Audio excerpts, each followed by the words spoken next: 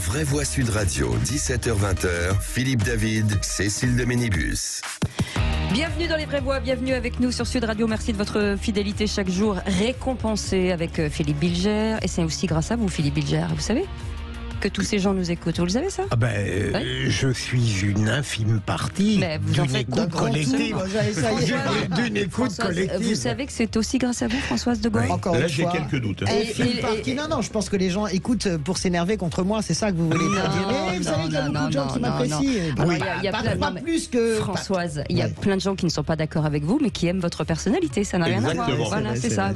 Et il y a plein de gens aussi pour vous, Loïc Le Floch Prigent. Vous savez. Merci. Oui, voilà ça. Vous les embrassez un par un? Je vous aime, bande de droitards, même les droitards, je les aime.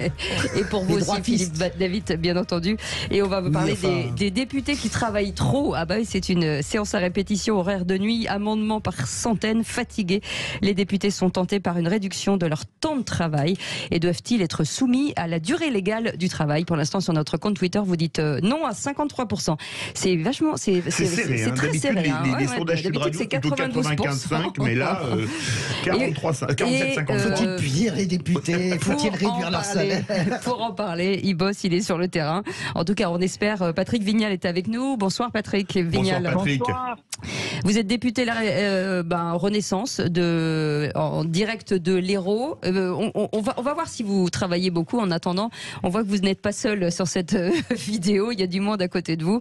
Un petit mot peut-être, Philippe Bilger, sur ce temps de travail, surtout qu'aujourd'hui, majorité relative, donc forcément très sollicité dans les séances de nuit, de jour. Alors déjà, en ce qui me concerne, je ne me moquerai jamais des députés. Il y en a que je n'aime pas, c'est clair, mais je ne tournerai jamais en dérision les représentants du peuple, quel que soit leur parti. Deuxième élément, quel que soit vous en valez pas, hein. Je comprends qu'ils protestent devant un certain nombre de conditions de travail, mais il est exclu de les faire revenir à un horaire légal. Ce serait grotesque. C'est une mission qui appelle parfois une surabondance d'activités, mais il ne faut pas qu'elle soit telle qu'en définitive, elle altère, même chez les plus robustes, hommes ou femmes, les capacités de réflexion et d'échange. François Delors. Oui, moi je suis comme Philippe, il est hors de question de tabler, vous savez, ce populisme qui consiste à dire les députés foutent rien, ils sont trop payés. Moi je vais peut-être choquer tout le monde. Cher Patrick Vignal, salut. Sur votre bord de mer. Ravi de vous voir. Je vais choquer tout le monde. Je pense que les députés français sont trop mal payés. Quand vous regardez pour la somme, le volume de travail qu'ils font, les responsabilités qu'ils ont, parce que on est tout le temps en train de gloser en séance, moi, pour avoir été dans la machine, le nombre de gens qui bossent en commission, c'est tout se fait en commission en réalité. Ouais. Plus sur le terrain, plus les permanences. Je suis sidéré de voir une forme de misérabilisme. Bien sûr, les gens ont le sentiment que 6 000 €, c'est énormément d'argent.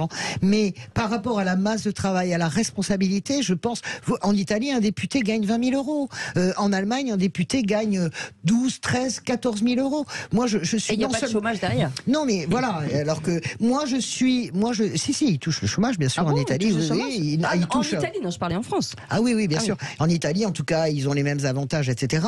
Moi, je suis vraiment pas pour qu'on réduise la voilure ou qu'on aille dans un peu la perversion du gouvernement qui surcharge.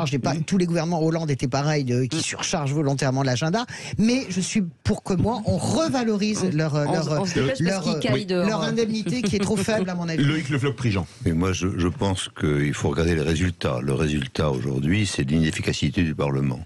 Alors il faut réfléchir. Et si jamais on veut revaloriser, effectivement, comme me dit François, ce quoi je suis d'accord, alors il ne faut pas être à 177, il faut être au moins.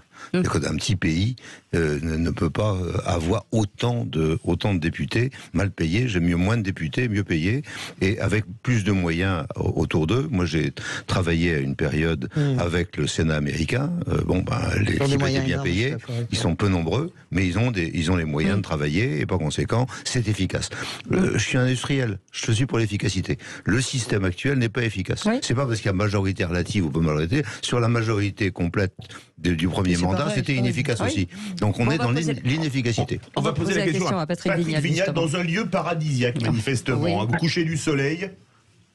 Ben écoutez, c'est simple. Moi, je devais être à Paris ce matin, et puis hier soir, mes amis pêcheurs Roland Guerrero m'a appelé en me disant voilà, on a un vrai problème. Ils vont vous le dire en quelques secondes, et ils m'ont demandé d'être présent sur le terrain. Et avant de leur donner la parole, effectivement, c'est un engagement parlementaire. C'est pas un métier, puisque tous les 5 ans, on peut vous remercier. Et effectivement, on a une période compliquée en ce moment parce qu'on n'a pas de majorité, si vous voulez, assez exceptionnelle, où les précédents mandats, si on n'était pas présent, tout le monde appuyait sur le bouton pour. Mais c'est aussi une révolution démocratique aussi qui m'intéresse. Donc oui, c'est compliqué en ce moment, mais je ne vais pas me plaindre non plus. Vous savez, il y a 10 millions de Français qui ont moins de 1 000 € par mois. Donc ça s'entend pas chez les Français. Mais comme disait Françoise, il faut qu'on soit plus efficace. Et je crois même qu'on fait des lois souvent où les décrets ne sont même pas appliqués. Mais vous voyez, être sur le terrain... avec Laurent qui va vous dire juste un petit mot pour vous expliquer les problématiques d'un parlementaire sur le terrain. Juste avant, c'est le président qui vous a demandé d'être efficace. Non, mais parce que toi, tu apprécies ce que j'ai dit, parce que j'ai dit qu'il faut augmenter, et je le crois vraiment.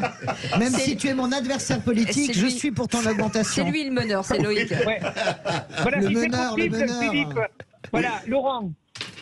Le problème. Bonsoir, et Bonsoir. je tiens à remercier Patrick Vignal de se déplacer. En général, quand on l'appelle, il vient. Hein, il n'a pas eu le temps de mettre les bottes, alors il risque de se mouiller les pieds. On le remercie. Donc, nous sommes ici sur ce site de l'étang de l'Or parce que la Commission européenne nous annonce encore des restrictions sur la pêche à l'anguille. Alors, il est vrai que ça peut paraître surprendre, ça peut vous surprendre qu'il y ait des gens qui sont spécialisés dans la pêche à l'anguille. Bah non. Mais nous, sur nos lagunes languedociennes, la plupart des pêcheurs pêchent cette espèce de poisson, et c'est souvent entre 50 et 80% de nos revenus.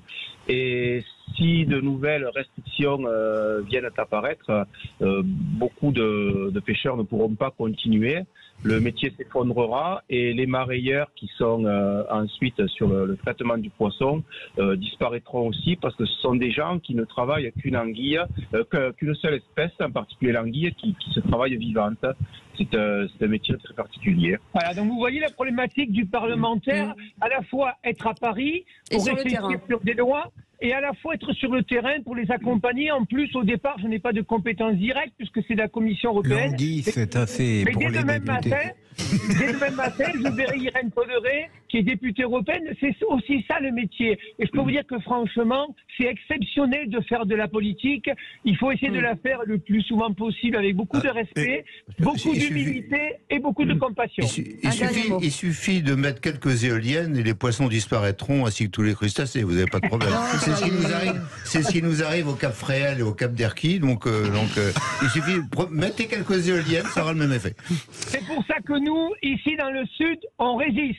C'est ça, résiste plus, voilà, en tout cas, comme dirait France Gall. En tout cas, merci de nous avoir présenté vos camarades et on vous salue et le message est passé. N'hésitez pas si vous avez besoin, amis pêcheurs d'une antenne, 0826 300 300, celle de Sud Radio et la vôtre. Merci beaucoup de nous apporter ce très joli paysage. Bonne soirée. Passez une belle soirée. On reste ensemble, nous aussi, on vous embrasse. Bah oui, pourquoi pas. Vous restez avec nous dans quelques instants, la suite des vraies voix jusqu'à 20h. Avec sa clique, on retrouvera notre ami Félix Mathieu et ensuite notre grand débat, un grand débat qui va beaucoup faire jaser. La guerre des ambitions des ministres peut-elle déstabiliser le gouvernement Borne? Et vous pensez que oui? Alors c'est une belle majorité, mais pas stalinienne comme d'habitude. 63% seulement disent oui. Eh bien on va en parler, restez avec nous et n'hésitez pas à nous appeler.